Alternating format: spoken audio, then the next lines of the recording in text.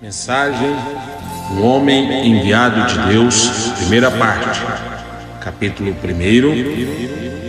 Tema: Um estranho desafio.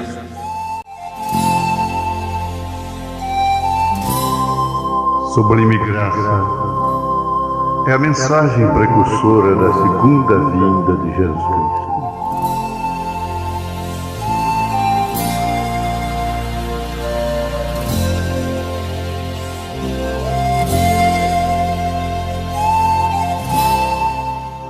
É a mensagem de Elias.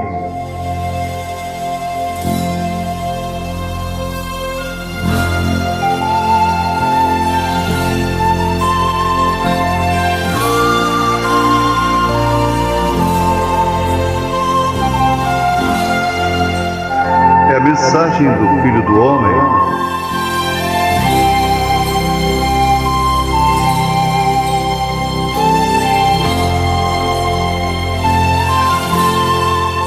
É a mensagem do sétimo anjo de Apocalipse, capítulo 10, versículo 7. William Marion Branham.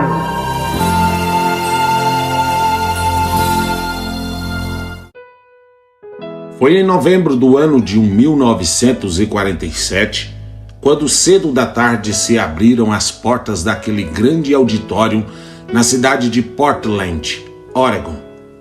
Já às 6 da tarde, muitos estavam fazendo fila, esperando a oportunidade de entrar para assegurar seu assento no auditório. Quando o encarregado do lugar chegou para abrir as portas do auditório, ficou surpreendido ao ver aquela multidão que ansiosamente esperava que ele abrisse as portas para entrar. Lhe pareceu estranho, pois não se havia feito nenhuma classe de anúncio para estas reuniões, e mesmo quando em outras ocasiões se havia feito anúncios especiais, nunca havia acudido tanto público. Apenas enchia uma parte do auditório. Sem dúvida que estas tinham que ser reuniões especiais para atrair tão nutrido público. Também observou a maneira em que as pessoas procuravam com esmero se assentar nas cadeiras da frente, junto à plataforma, algo que por certo era raro para ele. E segundo ele, havia observado em outras reuniões, as pessoas não pareciam se preocupar muito em se assentar nas cadeiras da frente, mas preferiam os assentos de trás. Porém, estas pessoas, no momento, encheram os assentos dianteiros. Num momento, todo o auditório havia se enchido a toda capacidade e foi necessário, como medida de segurança, fechar as portas do auditório para que ninguém mais entrasse. Algo que também não deixou de causar assombro foi ver ministros de diferentes classes denominacionais assentados juntos na plataforma, coisa antes nunca visto naquele lugar. Qual era a atração? Qual era o motivo para se reunir tanta gente? Nem os cânticos, nem a música especial foram a atração, ainda que fossem de inspiração e de bênção. Porém, ainda era evidente que o público esperava com bastante impaciência algo mais que cânticos e músicas especiais. O motivo para que se reunisse tanta gente se pode dizer em poucas palavras. Naquela cidade havia ocorrido uma voz de que um homem de nome William Branham estaria pregando naquele auditório. Deste homem se dizia que um anjo havia aparecido a ele numa visitação especial e que uns dons de cura divina haviam sido manifestos em seu ministério. Porque creiam ou não, apesar da inclinação materialista que tem invadido a inteligência e os ensinamentos às escolas de nossos dias, é evidente que bem dentro do ser humano existe e sempre existirá um ardente desejo pela manifestação do poder sobrenatural. O homem vive uma vida frágil e passageira, marcada em todos os lugares pela decadência, desintegração e a morte.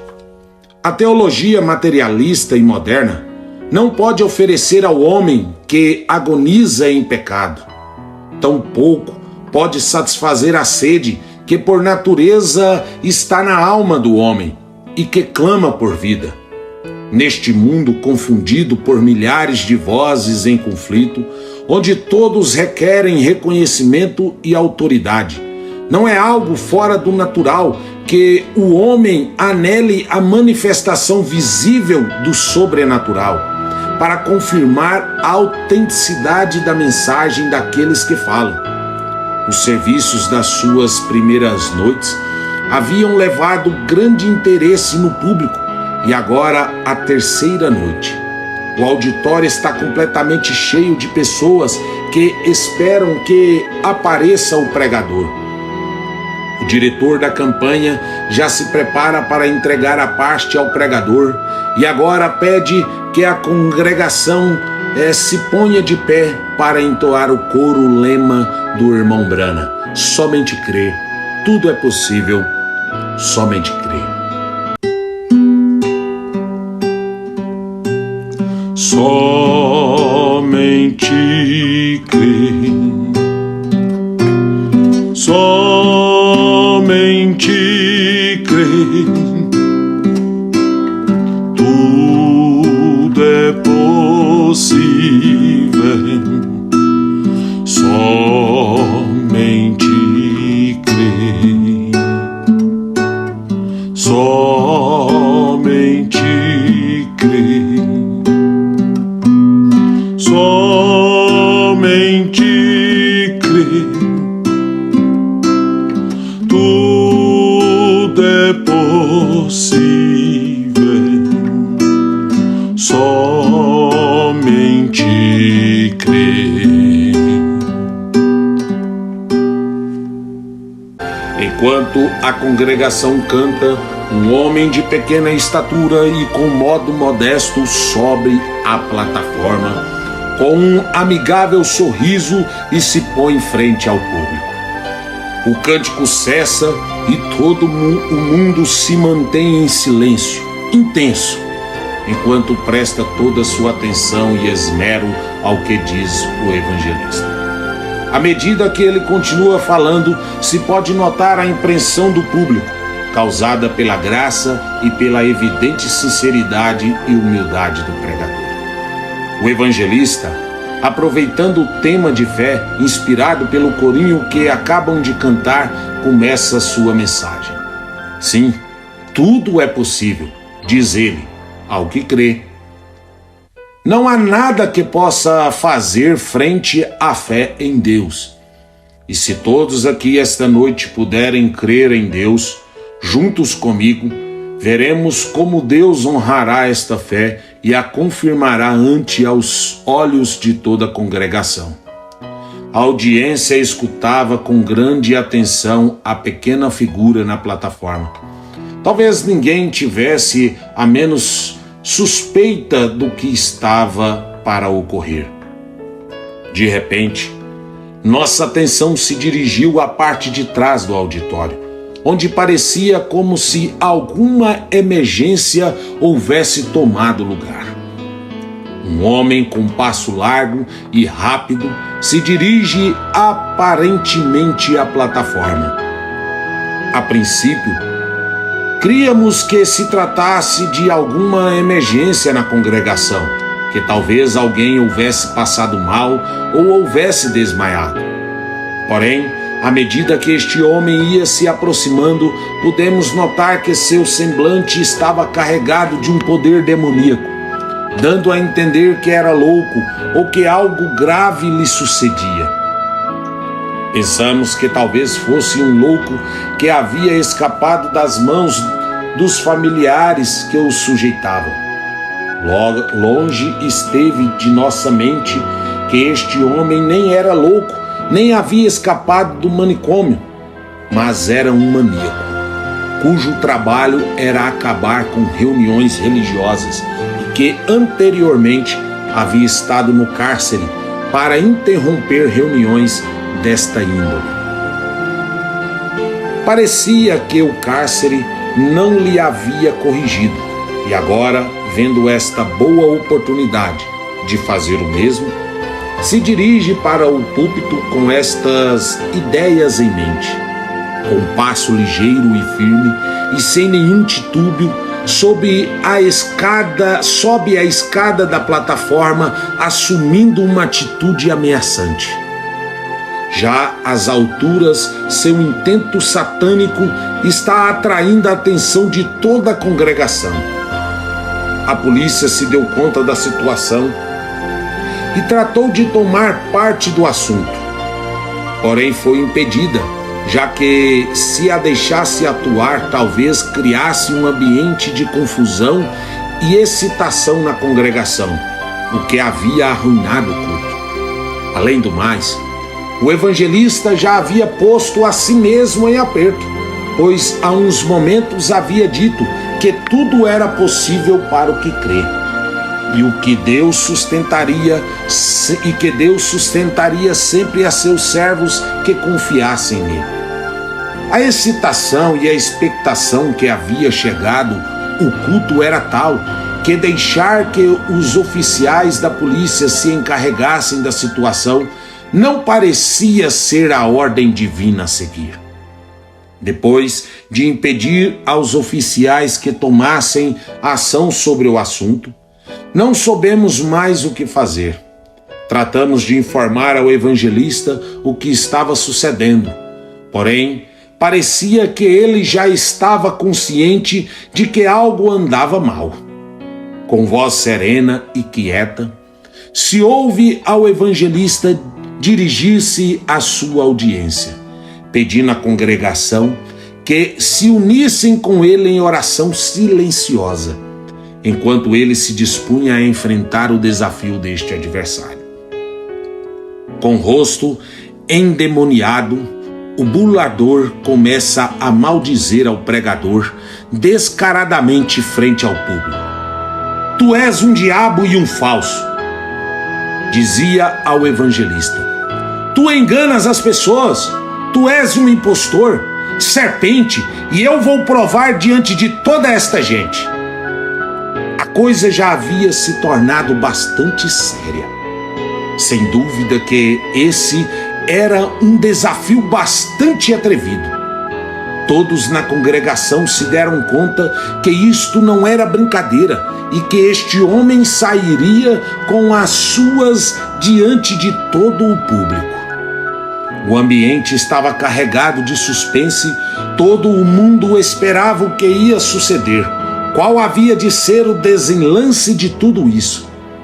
Em meio de um silêncio sepulcral, este bulador continua rebaixando ao pregador, enquanto gospe no piso, tratando de executar o que acabava de dizer.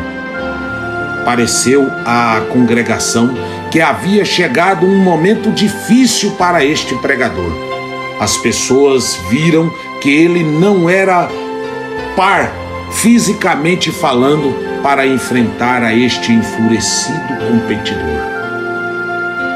A congregação, em seu interior, talvez se compadecia dele. A polícia, vendo a situação, novamente trata de ajudar ao pregador. Porém, ele agora também rejeita sua ajuda e deliberadamente aceita o desafio deste homem, cujo físico havia convencido a congregação de que era capaz de levar a cabo sua pretensão. Sem dúvida, que os críticos esperavam um fim desastroso para este inesperado drama que se havia desenrolado e que estava por chegar ao seu clímax. Nos momentos de tensão que seguiram, a gente podia trazer à memória um desafio muito parecido ao que estava desenrolando quando todo Israel escutava como Golias amaldiçoava o pequeno Davi no nome de seus deuses.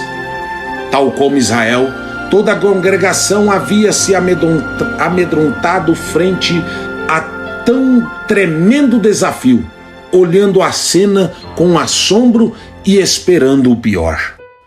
O conjunto de ministros na plataforma havia examinado a situação com não pouco assombro e desalento, sabendo que a menos que Deus fizesse algo fora do comum, sustentando a seu servo, como no tempo de Davi, este perverso intruso novamente voltaria a romper esta reunião religiosa.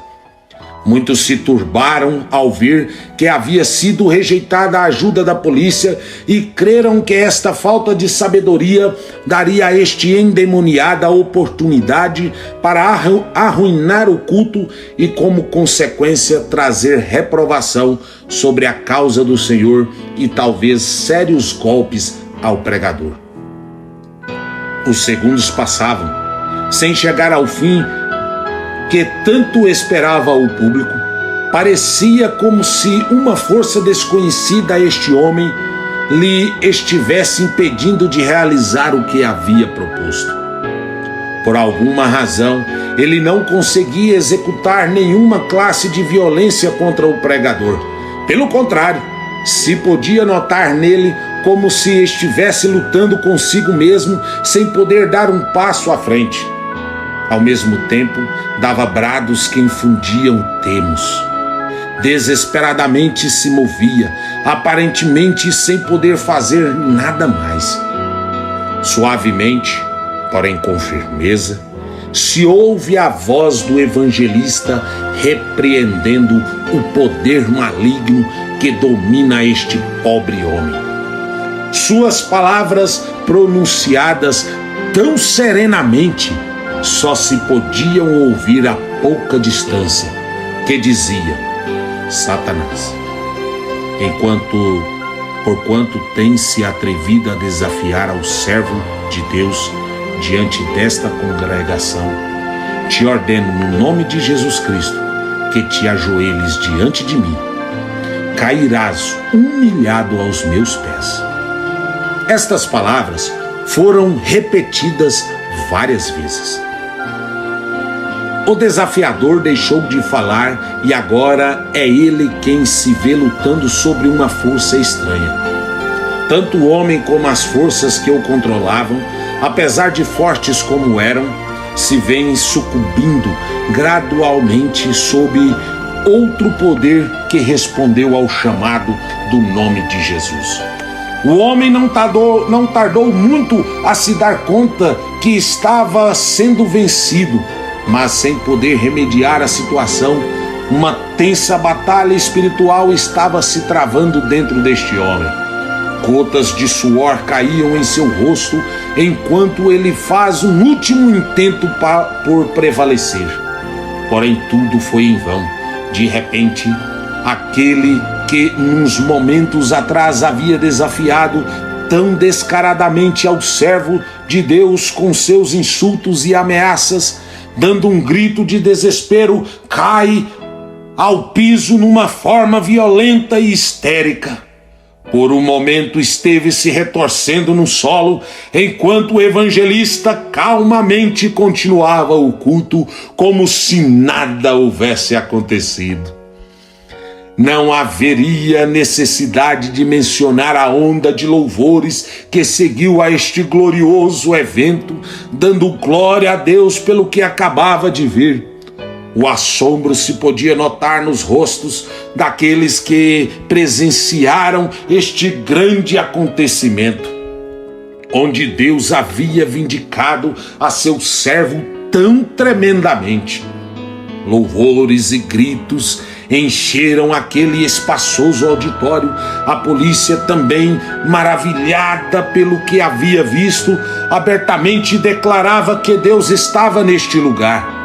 Uma onda de glórias seguiu na oração pelos enfermos que nunca poderia ser esquecida por aqueles que estiveram presentes naquela noite enquanto o irmão Branham ministrava aos enfermos na fila de oração.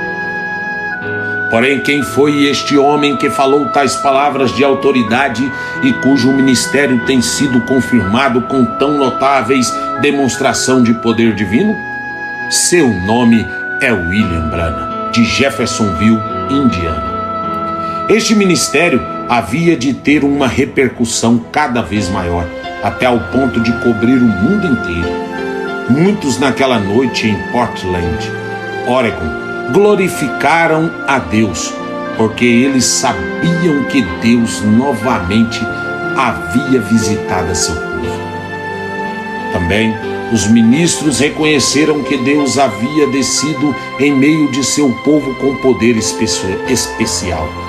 Eles creram que isto que havia visto era só um sinal de coisas maiores e mais gloriosas que Deus preparava para fazer em meio de seu povo.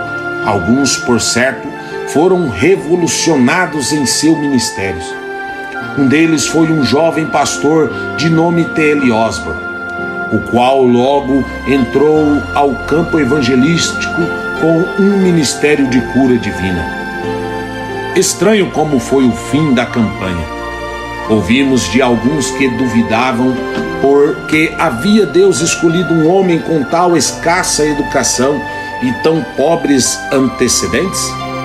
Tampouco podia eles entender o princípio do qual falou Paulo em 1 Coríntios, capítulo 1, verso 26 e 27. Porque, vede, irmãos, a vossa vocação, que não são muitos os sábios segundo a carne, nem muitos os poderosos, nem muitos os nobres que são chamados, mas Deus escolheu as coisas loucas deste mundo para confundir as sábias, e Deus escolheu as coisas fracas deste mundo para confundir as fortes. E Deus escolheu as coisas vis deste mundo e as desprezíveis e as que não são para aniquilar as que são, para que nenhuma carne se glorie perante ele. Não obstante, a maioria creu e se regozijava, apesar de que fisicamente era impossível ao evangelista ministrar aos milhares de corpos cheios de pragas de diversas enfermidades. Em outra forma, que não fosse a oração em massa. Foi surpreendente o número de testemunhos recebidos nesta campanha. Aqueles que creram e receberam bênçãos do céu testificaram que nunca poderão esquecer aqueles cultos celebrados nesta cidade de Portland, Oregon. Talvez já seja tempo de investigarmos mais detalhadamente acerca de quem seja este homem chamado William Branham. De onde vem? De qual forma o anjo lhe apareceu em tão especial visitação de Deus e de sua comissão de orar pelos enfermos? A resposta destas perguntas dedicaremos aos próximos capítulos.